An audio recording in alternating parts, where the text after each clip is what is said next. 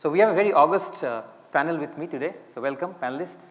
And with that, I'd like to start off my first question about the interdependencies of these technologies. So I'll come to you, Khushru, first.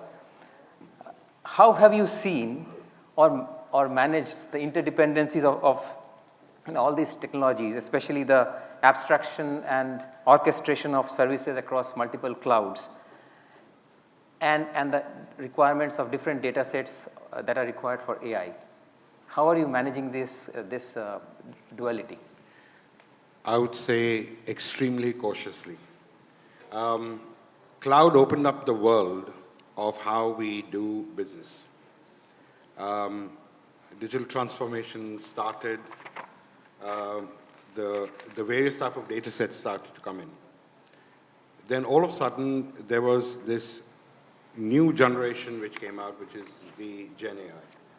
So the data sets had to be, I would say, modulated in a way which will be available for that environment of the business to be utilized.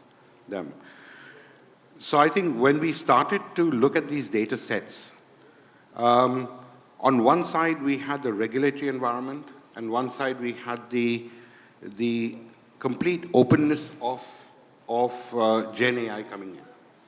So that data set started to create problems, because we have to be very clear about the manner in which we utilize data. The next step was Gen AI, which was using extremely large LLMs, the language modules. So I think we started to utilize it in a very cautious manner. And even right now, there are still a lot of issues which, it's always the case between the business requirements, the excitement of the business, against the compliance and the legal requirements. So the data sets had to be utilized very, very cautiously. And I would still suggest that until there is a clear path, that these data sets should be limited to utilization, because what you do not want is a compliance breach in your company. We spoke of the interdependencies of some of these technologies. You briefly all touched upon it. Now, if I come to the business decision challenges, right? Now, as a CDIO, as a data or an innovation officer, how are your organizations or even your clients planning for AI adoption? We all understand that there is a great amount of excitement. Businesses want to adopt. Everyone has an aspiration to have that as part of their organizations, as part of their equipment toolkit. But given that there are these budget constraints, the ROI considerations, and also some of the vendor ecosystems are still evolving, even the policy framework and the guardrails are evolving, how are you balancing all these things while still addressing the requirements that your clients or your businesses might have? Sure. So, while in my whole of my experience, mostly I worked for a product company. This was the first time at Capgemini. In the last 6 years, I've been interacting with a lot of clients and a lot of doing sales meetings and all, which is a lot of learning for me. And I can tell you that I can categorize into 3 buckets of the client requirement which comes to us. One of the requirement which is straightforward, simple, which is client comes to us and say, please do 1, 2, 3, 4 for us. And we do it, right? That's very easier for us. Second one is wherein we are getting the client and say, you know what, we want to do something about it based on your experience, what can you suggest? And that's a good place to be in, wherein we talk to the client, we say, okay, fine, this is what we have done in the past and so on, and we recommend few things. And I'll give you some of the examples where we have recommended to Chief Data Officer, Chief Innovation Officer how to do it. One of the elements they always want, we have lots of data, we don't know what to do with it. What can you help us, right? So coming with the use cases, doing it, and all those were standard answers, and we gave those answers, no doubt. Okay? But as soon as we started talking to them and saying, you know what, how do we empower your business users, business leaders with data for decision? So we had an initiative which was data-driven innovation. Okay? It took mixed responses from people and everything and all, but as soon as we changed to data-driven decisions, probably we got better responses. So we realized that there are 2 things. Data-driven innovation is part of the data-driven decision, but no, we wanted to have data-driven decision as a bigger one. So we did that part. But as we started realizing, people said, do it for me. And that was the part we thought, we are not ready yet. Our clients are not ready yet. And that's where we emphasize a lot more on the data literacy. Now, data literacy, if you think about it, it might sound, some people got offended by the word literacy, but that's what the fact is. We changed it. We changed it to data-driven innovation again. And that actually worked out well because we used to hold workshops for our client called data-driven innovation in our AI labs, Applied Innovation Exchange Lab. And we started talking about what the data can potentially do.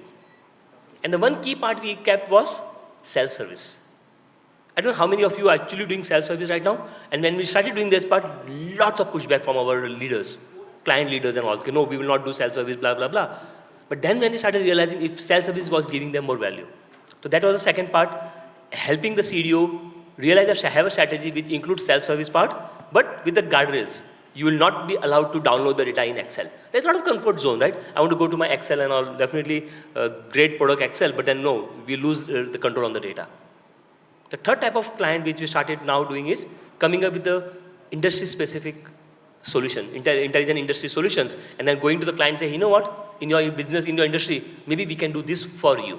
And those are the ones where we are seeing proactive pitch and client is seeing value those as well. So all the three type of client having different kind of needs or requirement, we able to do it. Specifically coming back to how can we secure your data, how can you get more value, and the exponential value will only come when we go to the self-service level. Self-service level, which means you have 70%, 80% of the insights already available to you. You can do it. Automatic email comes, we call it breakfast report. 9 a.m. in the morning, it is delivered in your mailbox in the PDF format. You look at it with a link to Power BI or Tableau, depending on the business. Power BI or Tableau, and you click on it and you can go and then do slicing and dicing. So many like people back and forth, can you do this for me? Can you do this for me? Gone. You can just go and do it. And with an option to export to PowerPoint if they want to show it as a presentation. So those are some of the things we are able to see helping Chief Data Officer becoming more and more Chief Innovation Officer to be able to innovate with data. To let the business excitement build on and then that helps you define the business case while keeping the data provisioning very closely with the CIO's department. Quite interesting. I'll move on to the next question and I'll start with you, Navid. You take a first shot at this. With all of these various technologies that are there on the landscape, of course, GenAI being the hottest one now, but there are a host of technologies you are dealing with. How do you ensure that there is a sustainable digital adoption that's going around in your organization? You can have one successful project, but then you probably have 15, 20 going on. How do you ensure sustainability of that? So sustainability from two aspects. I am looking at, and we are still at an early adoption stage for at least our business. Two parts. One is, let's say if I want to talk about my cloud environment, FinCloud and all the services that I use, are those ESG certified? Are those being powered by a sustainable energy? We are still evaluating. We are still trying to see whether we can move there, what are the kind of steps we need to take, and how can we move to a direction where we are much more sustainable in nature. Then there are other aspects of building solutions and implementing projects. So again, there are two parts. One is the technical aspect where are we writing right codes which is efficient enough, which is going to take less infrastructure need, which is going to be more optimal in nature, which will be able to process faster, and which is not going to require heavy backends. So that is also a sustainable way, and that is going to eventually help the entire gamut. Then there are projects. We want to ensure that we are taking up projects which is going to optimize the utilization or optimize the way we do business.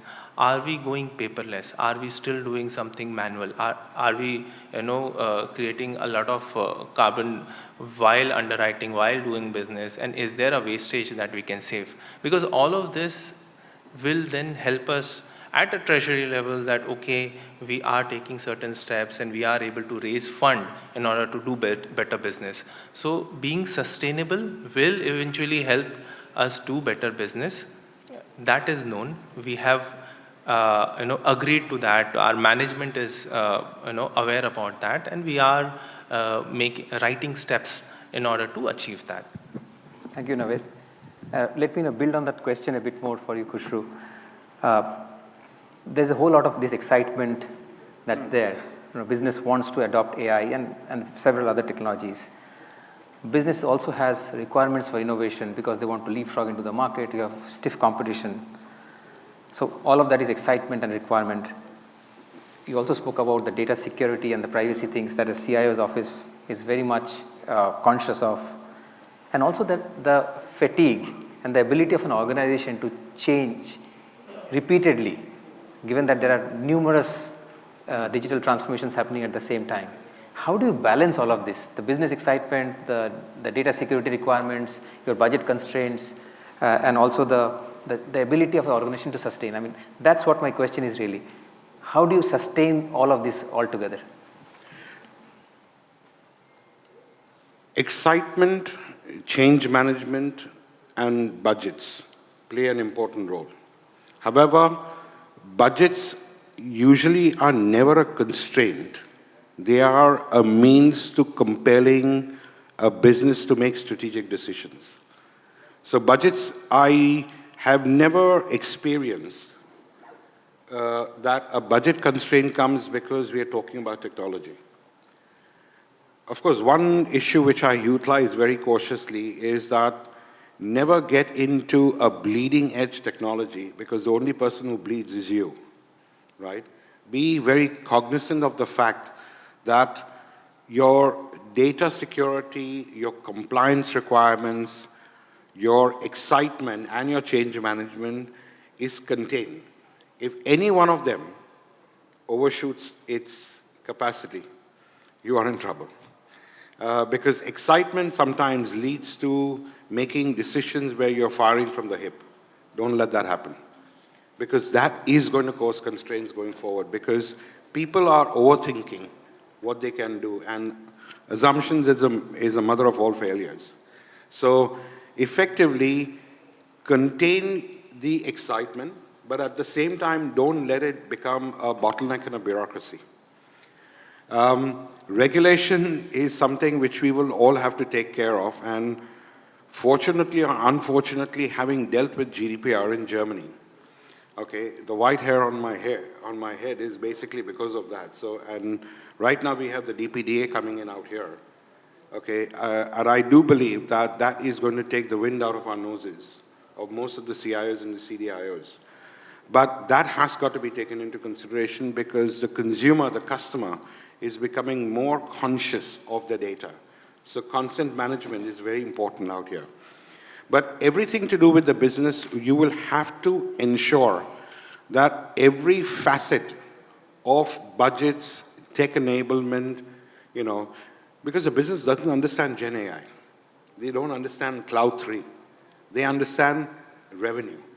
So I think anything which has a positive impact on revenue, that will always drive your projects. This brings us to the end of the 60 minutes. We've had a very engaging discussion. I personally, am taking a very key takeaways from this, and I want to share this with you as well. So we started off with the interdependencies of the various technologies that are evolving on the horizon, and my key takeaways is that the complexities have definitely increased, and so has risk.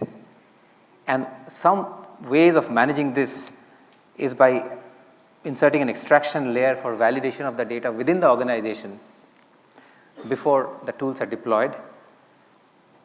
Also manage some of the risks by looking outside your organization, your enterprise, by looking at external data sets, and leverage microservices on cloud. So very different, may not be comprehensive, but these are some of the key takeaways for managing the interdependencies. In terms of the business decisions, we heard a lot from the panel about moving from an order-taking mode of what clients are asking to questioning them about the value that solution, that AI solution is going to give them, and that way help streamline curating some of the solutions. Also introduce self-service because that brings accountability and a lot more better usage. Leverage some existing solutions, follow regulatory guidelines for better acceptance. Now we all understand that this is a whole evolving space by doing these things from the experience around here on the stage. These are some things that you might want to consider. And of course, last but not the least, keep the data privacy and the provisioning very closely managed by the CIO's office so that a key aspect is managed well. We also heard about the sustainability of the various digital transformation initiatives. Mukesh shared how publishing success stories and celebrating success helps in the adoption. More users get enticed by hearing these success stories and then they come on the bandwagon. Invoking change management early. Now this is not something they have said, but from my experience as a consultant, I just wanted to bring that in. When we do all of these multiple transformations together, it's important to have the change management done right up front as part of the design itself.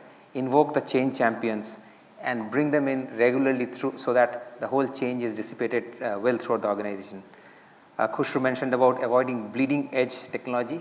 So if you don't have to, you don't need to bleed. So you can avoid that. And also having an MVP based approach that not only allows you to pivot if it's not successful, but also measuring the value and sometimes asking for your customers, internal customers to pay for the services. That brings more accountability and more adoption. And finally, we spoke on the policy and regulatory. Khushru mentioned the policy is always probably always 3-4 steps behind, and maybe that's a boon because that allows some of us to help shape the policy. And also the inflection point that we now are in, India is probably at the leading edge of this whole revolution itself. And that probably allows us, all of you in this room and the whole ecosystem to take the right steps, work with the government closely and form some of these regulations. We can't just simply look back and blame the lack of awareness and the policies and regulations. We probably have to take a proactive step in shaping some of them, not for us, but also for the world. I personally loved it. I also democratized the whole discussion and took it outside the stage to some of you. So I hope you liked it. I personally liked it. So please give yourselves a clap for being such an patient audience. Thank you so much.